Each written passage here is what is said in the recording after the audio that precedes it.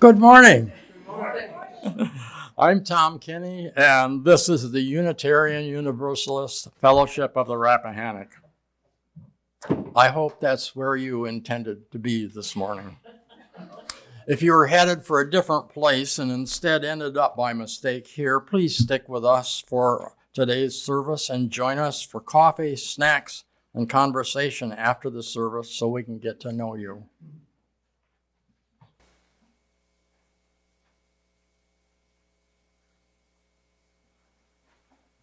As we light our chalice, we are ever bound in community.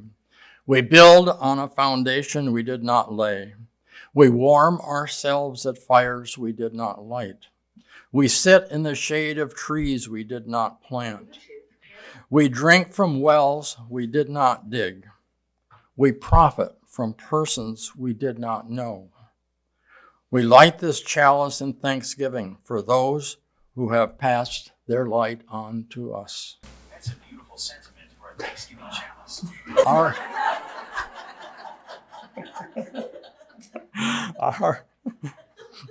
Somebody's taking advantage of my bad hearing.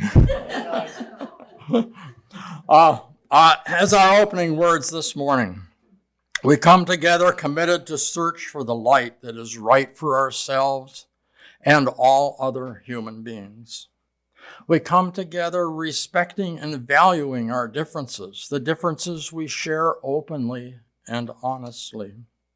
We come together in love with respect and concern for selves, the selves in us and the selves in others.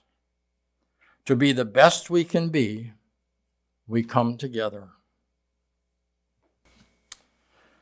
All cultures, whether developed or totally primitive, including those religions whose icons are displayed over our sanctuary entrance, have invented origin tales that explained where their people came from, including the rules needed to live together at some level of harmony. Genesis represents that for our Jewish friends, our Christian friends, and our Islamic friends, which their collective backgrounds account for about 60% of our human population. Most of you know Shirley and her unbounded imagination. She's been around since before we knew what to call this church, before settling on UUFR. She ran the programs committee for years, arranging speakers and printing bulletins. She led the silent auction, the mystical, magical event, retreat program after retreat program. She was even president when we were building this building. I was chasing her when we were kids and have been trying to keep up with her ever since. So when she asked if I would be her service leader for her talk on the need of all peoples to explain their origins and meanings, and of course, I had to say, yes, dear. Then when she said she could build that talk around Adam and Eve and I asked me to participate, of course, I said, yes, dear. Then when she came up with the idea of doing that in costume, thinking no barber, no beauty shops in Eden, I had to say, yes, dear. Then when she came up with then when she showed me the costume that she made for me,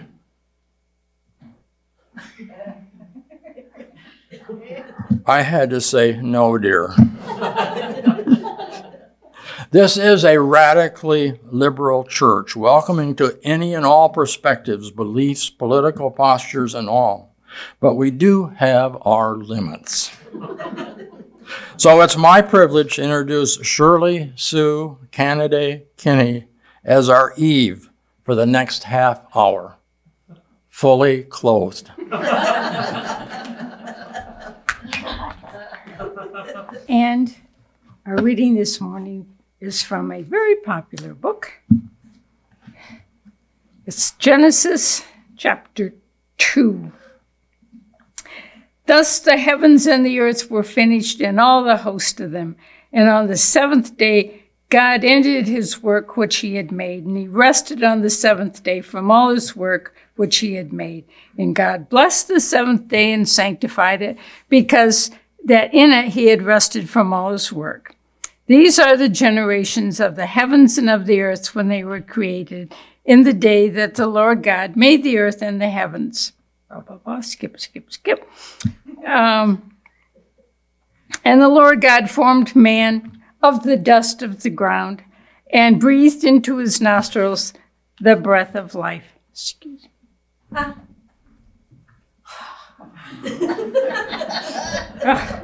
It's a lot of work. The Lord God planted a garden eastward in Eden, and there he put the man whom he had formed. And we UUs are generally not too sure about the literal meaning in the Bible, but we all have a pretty good knowledge of some of the stories there. The flood, Noah, Sodom and Gomorrah, and of course, the Garden of Eden. The garden was allegedly a paradise of beautiful trees and flowers and all sorts of animals, and two people, Adam and then came Eve. They apparently didn't have a last name, although I really wanted to go with it. Adam's Family from TV, but I didn't do it. Adam came first and then Eve, and here's one version I've heard that explains how Eve came to exist. So God asked Adam, Adam, God here. What's wrong with you? And Adam said he didn't have anyone to talk to. God said he was going to make a companion for Adam, and it would be called a woman. She will take care of you, she will not nag you, and will freely give you love and passion whenever you need it. God said, this woman will gather food for you, cook for you, and when you discover clothing, she will wash it for you. She will always agree with every decision you ever make. She will bear your children and never ask you to get up in the middle of the night to take care of them. And so Adam asked God, what will a woman like this cost me? And God replied, an arm and a leg. And Adam asked, well, what can I get for a rib? And the rest is history. Now, we're not sure that's how it really happened back then, but fortunately for us, archaeologists have made an amazing discovery. In upstate New York, a cave was newly explored for the first time. In it were bones of small animals, rats and birds and such. There were broken clay pots, and in a remote corner of the cave, archaeologists were able to extract a bundle of papers falling apart and the ink fading. The language was not like any language known today. After some time, linguists were able to make a passable translation, which I have here. It appears to be a diary written by two people. Linguists have tentatively determined that the diary was written by none other than the original Adam and Eve. It was not written by me, clearly, but sections of it have been so difficult for the archaeologists to decipher that I confess I took it upon myself to translate the words, so those sections here are from me. Okay, the diary of Adam and Eve. Eve wrote, I'm almost a whole day old now. I arrived yesterday, that is, as it seems to me. And it must be so, for if there was a day before yesterday, I was not aware when it happened, or I should remember it. It could be, of course, that it did happen and that I was just not noticing. Very well, I'll be very watchful now, and if any day before yesterday happens, I will make a note of it. It will be best to start right and not let the record get confused. For some instinct tells me that these details are going to be important to the historian someday. I feel exactly like an experiment and nothing more. I followed the other experiment around yesterday afternoon at a distance to see what it might be for if I could, but I wasn't able to figure it out. I think it's a man. I'd never seen a man before, but it looks like one, and I feel sure that that's what it is. I realize that I feel more curiosity about it than any of the other reptiles I've seen. I was afraid of it at first, for I thought it was going to chase me, but by and by, I found it was only trying to get away. So after that, I wasn't timid anymore, but tracked it along several hours, about 20 yards behind it, which made it nervous and unhappy. And at last, it was a good deal worried and unhappy, and it climbed a tree. I waited a good while and then gave up and went home. Today, the same thing again. I've got it up the tree again. Monday, sunny day, warm again. My life is not as happy as it was. This new creature with long hair is a good deal in the way. It's always hanging around, following me.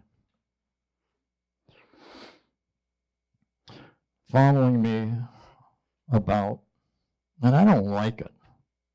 I'm not used to company. I wish it would stay with the other animals. Tuesday, sunny day, warm again. The new creature names everything that comes along before I can get in a protest. And always that same pretext is offered. It looks like the thing. There's the dodo, for instance. Says the moment one looks at it, one sees at a glance what it is. Looks like the dodo. Looks no more like a dodo than I do. Thank you, Dodo. That was very good. Wednesday, sunny day, warm with a gentle breeze. During the last day or two, I have taken all the work of naming things off of his hands, and this has been a great relief to him, for he is not a gift in that line and is evidently very grateful. He can't think of a rational name to save himself, but I do not let him see that I'm aware of this defect. Whenever a new creature comes along, I name it before he has time to expose himself by an awkward silence. In this way, I have saved him many embarrassments. I have no defect like this. The minute I set eyes on an animal, I know what it is. I don't have to think about it for a minute. The right name comes out instantly. Ooh, a squeaky name. Just as if it were an inspiration, as no doubt it is, for I'm sure it wasn't in me half a minute before. I seem to know just by the shape of the creature and the way it acts what animal it is. When the dodo came along, he thought it was a wildcat. I saw that in his eyes, but I saved him. And I was careful not to do it in a way that would hurt his pride. I just spoke up in a quite natural way of pleased surprise, and I said, well, I do declare, if there isn't a dodo. Friday, lovely day, blue skies, warm. The naming goes recklessly on in spite of anything I can do. I had a very good name for the state, and it was musical and pretty, Garden of Eden. Privately, I continue to call it that, but no longer publicly. The new creature says it's all woods and rocks and scenery and therefore has no resemblance to a garden. Says it looks like a park and does not look like anything but a park. The river we see every day is called the Rappahannock River. Consequently, without consulting me, Eden has been newly named the Northern Neck. Welcome to Eden, folks. It's Sunday. I tried to get him some of those apples, but I can't learn to throw straight. I failed, but I think the attempt pleased him. They are forbidden by the landlord, and he says I shall come to harm, but so I come to harm through pleasing him. Why should I care for that harm? Tuesday, Nice warm day again. Slight gentle breeze. Eve tells me it's important to keep a log of the weather. I don't know why.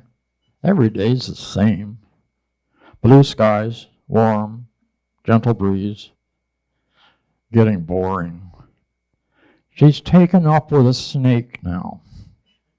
The other animals are glad, for she was always experimenting with them and bothering them, and I'm glad because the snake talks, and this enables me to get a rest. Friday. She says the snake advises her to try the fruit of that tree and says the result will be a great and fine and noble education.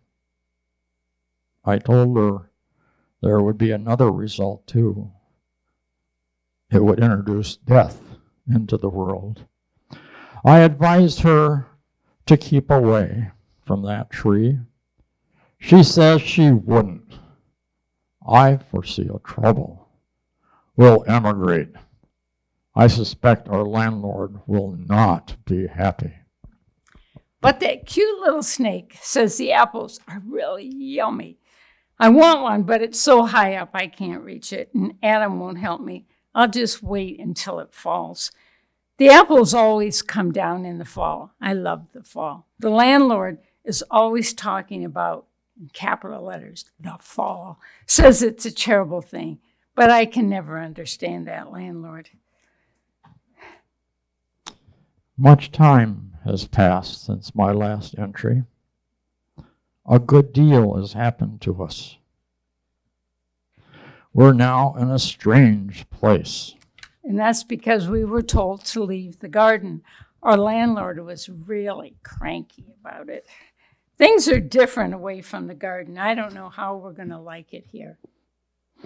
A strange event happened today in the afternoon. Water fell from the sky for a long time. How strange. And even more exciting, it was accompanied by flashes of light and bursts of noise. It was a marvelous show. So exciting, even if we did get rather chilled from the water. Life away from the garden is definitely more interesting. Now a year has passed. We've named it Cain. She caught it while I was up country trapping on the north shore of the Erie. It resembles us in some ways, and maybe a relation. That's what she thinks. But this is an error in my judgment. The difference in size warrants the conclusion that it's a different and a new kind of animal, a fish perhaps. Though when I put it in the water to see it, it sank. And she plunged in and snatched it out before there was an opportunity for the experiment to determine the matter. I still think it's a fish, but she is indifferent about what it is and will not let me try. I do not understand this. It's okay.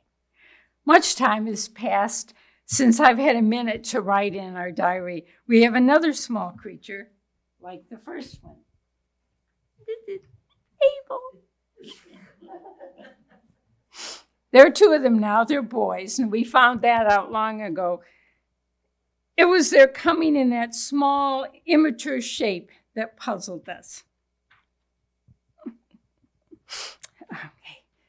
The old garden is lost, but I'm content. It all seems like a dream to me. It was so beautiful, surpassingly beautiful.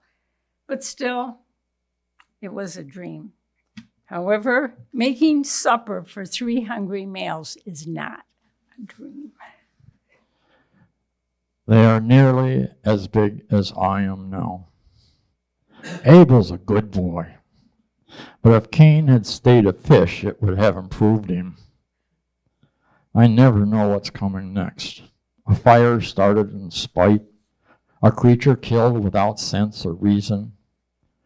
I've come to depend on Eve more than I would have believed possible.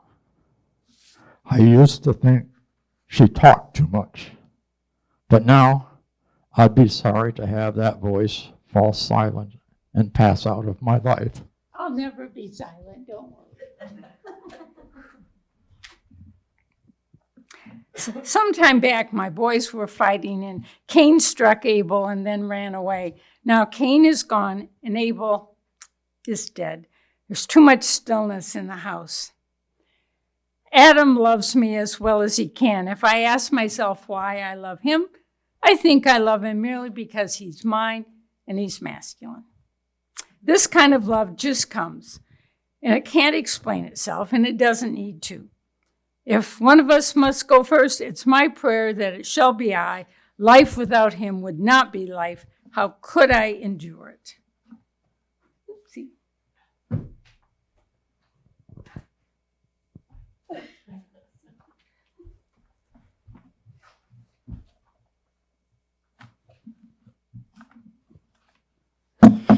Eve died today. Her prayer was answered. Now that she's gone, I realized something I didn't realize before. I used to think it was a terrible tragedy when Eve and I had to leave the garden. Now I know it really didn't matter. It was better to leave outside the garden with her than inside it without her. At first I thought she talked too much, but now I'm sorry to have that voice fall silent and pass out of my life. Blessed be the apple that brought us near together. Wherever she was, there was Eden. I'm so sorry. But soon Adam and Eve became bored with perfection. The weather was always the same. There was no excitement. They left the garden, and suddenly there was thunder and lightning. There was food to find and kill and prepare. There was shelter to build. There were many, many questions to figure out the answers to. Life was no longer a paradise, but life was an interesting challenge. It forced Adam and Eve to use their brain power, to create solutions instead of standing with open arms, waiting for help to come to them. This is a quote from the magazine Double Take. I shall never have the garden I have in my mind, but that for me is the joy of it. Certain things can never be realized, and so all the more reason to attempt them. A garden, no matter how good it is, must never completely satisfy. The world as we know it, after all, began in a very good garden, a completely satisfying garden, paradise. But after a while, the owner and the occupants wanted more. I believe the Garden of Eden story in the Bible teaches us a valuable lesson, and that is, do not long for perfection. Instead, take joy in the labor and planning and dreaming that is necessary to bring about a close proximity of paradise. Enjoy the process. Take joy in each day, watching your dreams and plans come closer and closer to reality, perhaps never reaching perfection, but taking shape.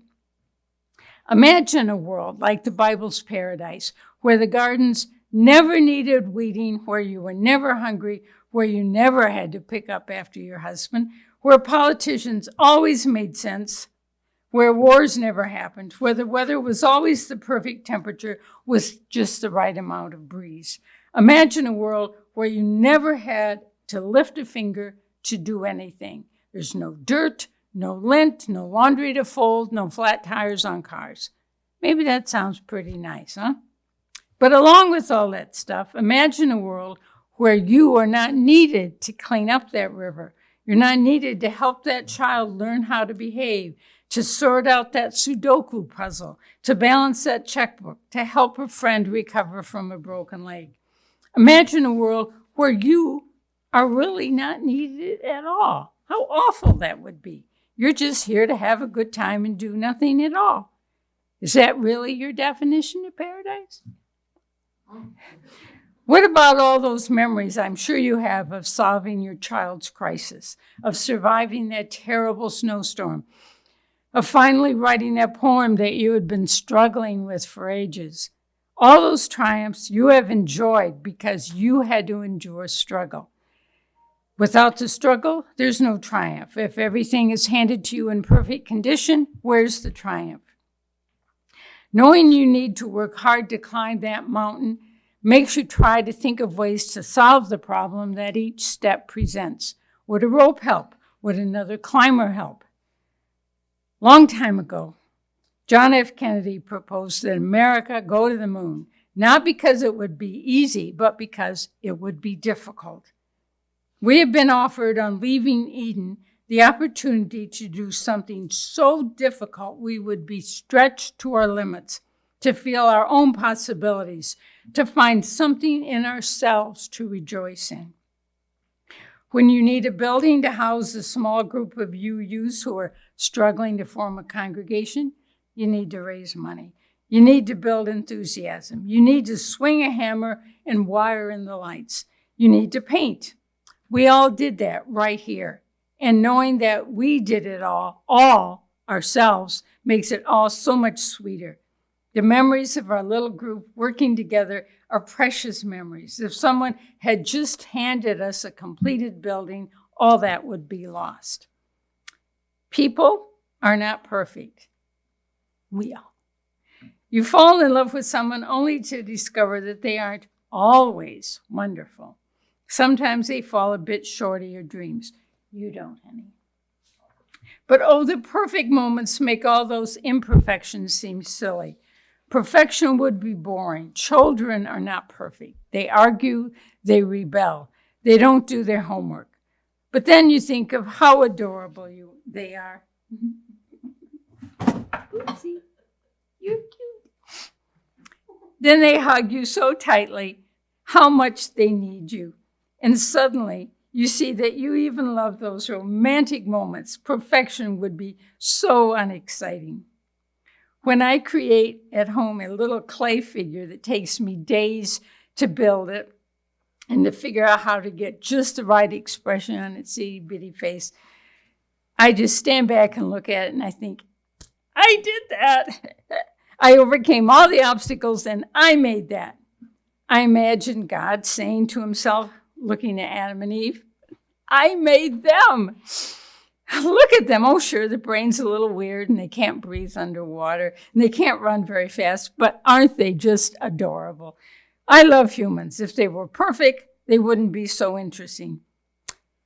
I never know what they'll be up to next. Life is wonderful. Life is interesting. Life is sometimes exciting. The imperfections we experience all the time make our accomplishments wonderfully precious. We enjoy the rare moments of perfection that life shows us all the more because we've struggled and survived the imperfections.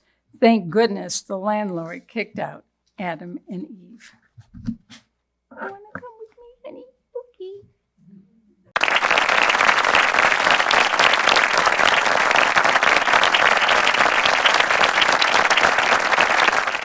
I just want to say bravo. This wonderful, wonderful play, wonderful lessons about how we interact and all that stuff. I found it amazing. The only thing I don't know is how did they get the paper to write the diary? Was it divine intervention or did Adam prepare for that? Oh, no. There is in Genesis a part that I didn't read that talks about the ages of many of the people that were later created, born, whatever. And they lived hundreds of years and then later thousands of years. So those of us who are old and are thinking it's almost over, it's not. Living 2,000 years, ooh, that would not be fun.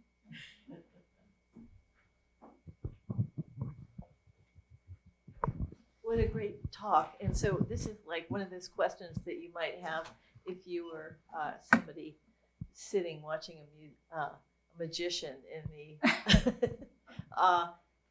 So how did you get AI to make that comment? Oh, no. Don't make me disappear.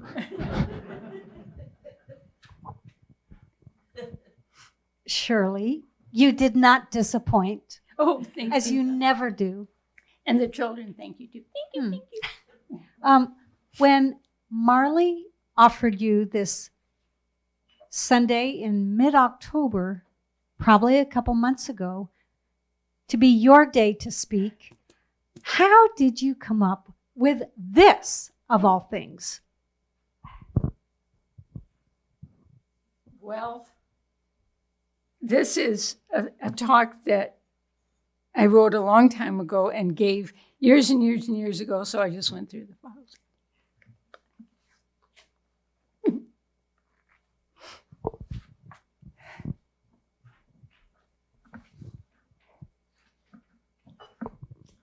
I just wanted to say thank you for reminding us to hug our imperfections. Yes. I just want to say Rod Serling, creator of the Twilight Zone Stories with Morals, would be very proud of you. Oh, and because of you, Paula, I have totally fallen in love with Rod. And we watch him every day. And right before we go to bed at night, I watch him again. And so I have these nightmares every night about While the little minion sits beside you, right? You don't mean him. We invite Rod to lunch, and he has some fantastic stories. Oh, yes, Rod Serling has. Well, this was so beautiful and such a surprise. When I saw like Garden Adam and Eve, I was like, oh. You thought you had to be here. Like this is the thing on the kids service, and then, but I don't know what I was thinking because you're so creative. And Thea did the Adam and Eve dialogue a long time ago, and you did you reminded me of Thea. And I thought it was beautiful that Eden opened the door for everybody this morning, and I love the interaction. I don't know if your acting skills are amazing, and that's how you manifested the tears, but just the personal thinking about your relationship, it was just so beautiful. Yeah, we've been rehearsing it all week, and then he always sounded like he's crying, and I think, oh no, I can't let him. Oh, sorry, because I love him. Okay, I'm done.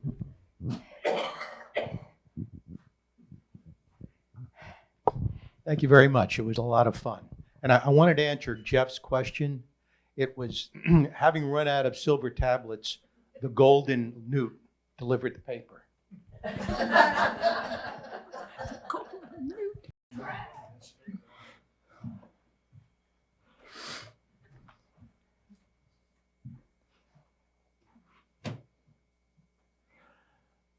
The hand in yours belongs to a person whose heart is sometimes tender, whose skin is sometimes thin, whose eyes sometimes fill with tears, and whose laughter is a beautiful sound. The hand that you hold belongs to a person who is seeking wholeness and knows that you're doing the same. As you leave this sanctuary, may your hearts remain open, may your voices stay strong, and may your hands remain outstretched.